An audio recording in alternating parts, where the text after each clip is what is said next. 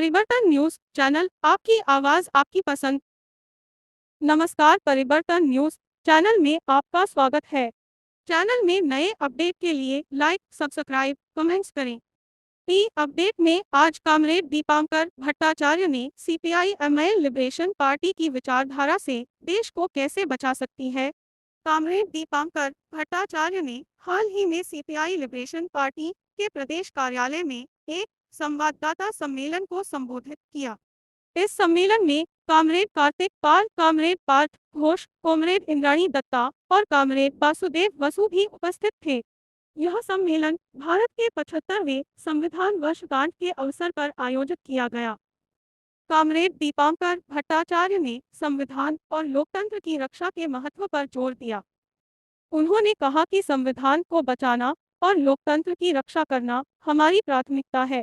Party की विचारधारा शिक्षा, बेरोजगारी, स्वास्थ्य और श्रम पर केंद्रित है। वहीं उन्होंने भाजपा पर आरोप लगाया कि वह हर पल संविधान को खतरे में डाल रही है। उन्होंने वक्फ संपत्ति के अधिकारों पर भी बात की और कहा कि यह संपत्ति मुस्लिम समुदाय की है। इसके अलावा पार्टी ने वाम फ्रंट को मजबूत बनाने के लिए विचार विमर्श करने का आग्रह किया। कॉमरेड भट्टाचार्य ने बांग्लादेश में अल्पसंख्यकों की स्थिति पर भी चिंता व्यक्त की और भारत में अल्पसंख्यकों को अधिकार देने की आवश्यकता को रेखांकित किया। उन्होंने पश्चिम बंगाल में सत्ताधारी पार्टी के कार्यों को मोदी को हटाने के लिए सही बताया। इस महत्वपूर्ण संवाददाता सम्मेलन में कार्यकर्ताओं और समर्थकों को एकजुट होने और पार्टी की विचारधारा को आगे बढ़ाने के लिए प्रेरित किया गया। अगर आपको यह वीडियो पसंद आया हो तो धन्यवाद और हमारे चैनल को सब्सक्राइब करना न भूलें। तो अभी बाई इलेक्शन था और बाई इलेक्शन में जो स्थिति है उसमें वोट भी कम पड़े और बीजेपी के वोट भी पश्चिम बंगाल में कम हुए हैं। तो हमें लगता है कि बंगाल में लेफ्ट के आगे बढ़ने के लिए एक माहौल बन रहा है। लेफ्ट के बीच में एकता बढ़ी है और इसी रास्ते पर अगर हम लोग कायम रहेंगे, मेहनत करेंगे तो आगे बढ़ेंगे। पहली बात, इंडिया अलायंस तो नेशनल लेवल की बात है। बंगाल के अंदर तो कोई इंडिया अलायंस लोकसभा चुनाव में भी नहीं है। तो बंगाल में जब विधानसभा का चुनाव होगा, जाहिर सी बात है कि उसमें लोगों के सामने दोनों सवाल रहेंगे कि भारतीय जनता पार्टी के खिलाफ भी बंगाल के लोग वोट करेंगे और तृणमूल कांग्रेस का जिस तरीके का जो शासन है अभी, उसको हम लोग उसको कहते हैं कि बंगाल में एक तरह से एक कुशासन चल रहा है, इसके खिलाफ भी लोगों की राय रहेगी। और जाहिर सी बात है कि लेफ्ट की ताकत अगर बढ़े तो बीजेपी के लिए भी जवाब है और वो टीएमसी के लिए भी जवाब है। तो हमें तो लगता है कि लेफ्ट को यहाँ अपनी ताकत बढ़ाने पर सोचना चाहिए। लेफ्ट की ताकत बढ़े, इसके लिए आंदोलन और बढ़े, इसके लिए लेफ्ट की एकता बढ़े, जनता के साथ जो रिश्ते हैं वो और मजबूत हो। इसी दिशा पर हम लोग काम करेंगे। अभी एक शुरुआत हुई है और करीब 1.5 साल का समय है। 1.5 साल पूरे समय में हमें लगता है कि मुझे ऐसा लगता नहीं है जो लोग जुलूस में आते हैं वो वोट भी देते हैं। इसीलिए आप देखेंगे कि उससे, लेकिन चुनाव में जब आप जीतने की बात करते हैं आप लाखों वोट की बात करते हैं और जुलूस करते लाखों लोगों का हटा नहीं है ना। इसलिए हमें लगता है कि और ज़्यादा विरोध का आंदोलन तो है ही, लेकिन ये सिर्फ विरोध का आंदोलन नहीं, ये लोगों के हक की लड़ाई है। बंगाल के छात्र नौजवानों के भविष्य का सवाल, यहाँ के गरीब, यहाँ के मजदूर, यहाँ के असंगठित मजदूर, तो यहाँ की महिलाएं, तो उनके हक की लड़ाई हम लोग लड़ते हैं। हमें लगता है कि इस पर बात ज़्यादा करना जरूरी है और इस पर आंदोलन को और आगे बढ़ाना जरूरी है। हम इसी दिशा में काम करेंगे और ऐसे ही तो वामपंथी आंदोलन चुनाव में भी धीरे धीरे मजबूत हुआ। तो फिर समय समय की बात होती है, बीच में थोड़ा कमजोर पड़ा, आगे फिर मजबूत होगा। ठीक है, मुझे लगता है कि रोजगार का सवाल आज देश में बहुत बड़ा सवाल है और रोजगार भी लोग ये चाहते हैं कि सुरक्षित रोजगार, सम्मानजनक उसके साथ वेतन हो। आप अगर देखेंगे कि ये जो अग्निवीर जैसी स्कीम है, जो यहाँ तक कि आर्मी में भी यहाँ 20-25 साल लोग नौकरी करते थे, सुरक्षित रोजगार होता था, उसका सम्मान होता था। तो क्या भारत के नौजवानों ने इसको मान लिया कि आर्मी में हम 4 साल काम करके घर लौट आएंगे, 22 साल की उम्र में हम रिटायर कर जाएंगे? ये नौजवानों ने स्वीकार नहीं किया। इसी तरह से हमें लगता है, या पूरे देश भर में जो महिलाएं जो मिड डे मील में काम कर रही हैं, हेल्थ सेक्टर में काम कर रही हैं, लाइवलीहुड के लिए काम कर रही हैं, सेल्फ हेल्प ग्रुप में काम कर रही हैं, क्या ये महिलाएं, उनको कहीं 1,500 कहीं 2,000 रुपये का मिलता है इतनी मेहनत करने के बाद? क्या उनको रोजगार की सुरक्षा नहीं चाहिए, सम्मान नहीं चाहिए? बिल्कुल चाहिए। ये मुद्दा है, ये मुद्दा है। और अभी फिलहाल बेरोजगारी इतनी भयानक है, गरीबी इतनी ज्यादा है कि लोग नेचुरली जो भी इस समय मिल रहा है उसको भी एक तरीके से लोगों के लिए उसके नजर में वो भी वैल्यू है। और इसीलिए आप देखेंगे कि महिलाओं को कहीं 1,000 रुपए का, अभी झारखंड में 1,000 रुपए का सरकार की ओर से मदद मिल रही है।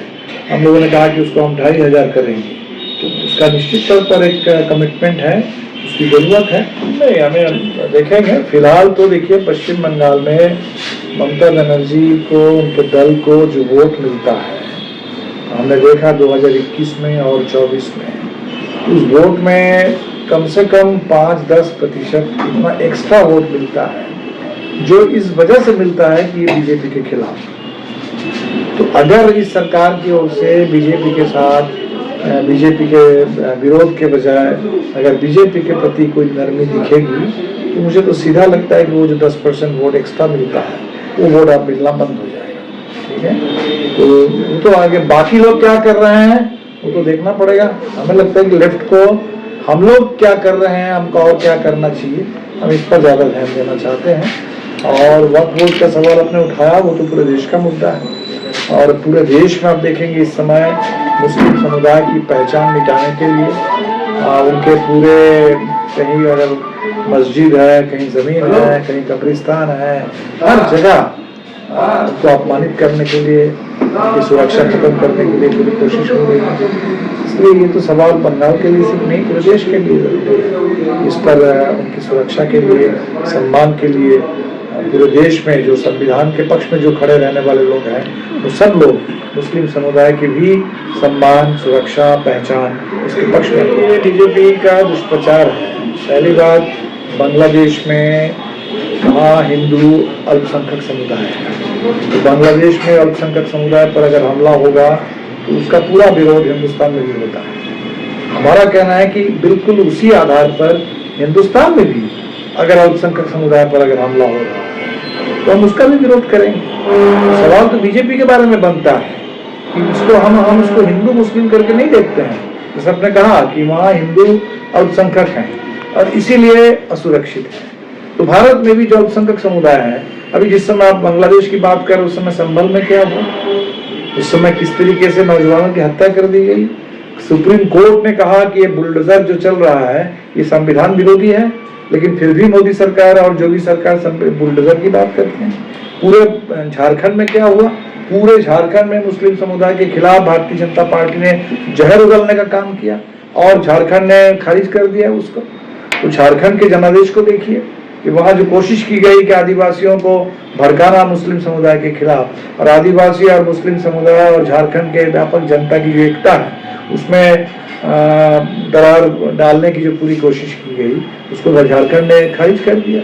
इसीलिए मुझे लगता है कि सवाल भारतीय जनता पार्टी की जो राजनीति है वो धीरे धीरे लोग उसको समझ रहे हैं, वो पीट चुकी है।